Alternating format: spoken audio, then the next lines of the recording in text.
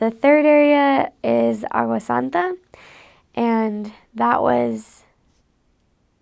I feel like was the place that I was there for the longest, even though it was the same as the first area. I think just because I was more aware and could speak the language, I got really established there, and it was right on the border of Viña. You could go down into the city center on P days, and so it was really close to the mission office and mission home and everything.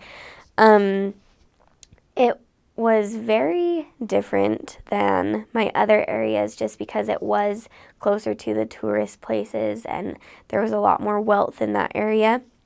And so as you went way up to the border of the region on top of that hill, which was a wealthy hill, it was very hard to find people to teach up in that area.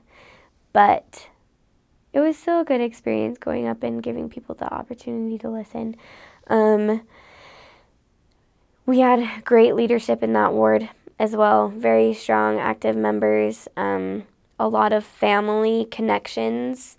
There were a lot of like really big families that had then like grown, and they had a few generations that had grown up in the church, and so that was wonderful to work with because there were a lot of returned missionaries and third generation members in that ward.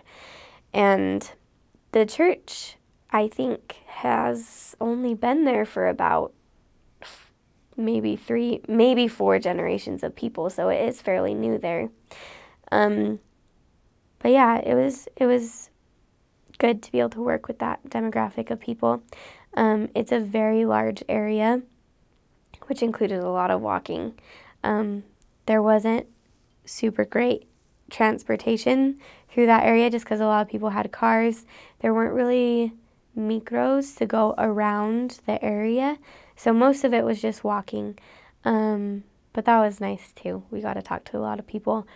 I thought of that area as a catalyst, like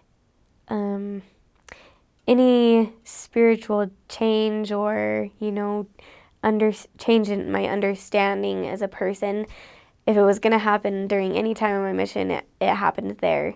There was just a huge diversity in the people that we worked with, and I went through a lot of dealing with frustrations of people not listening or not wanting to change.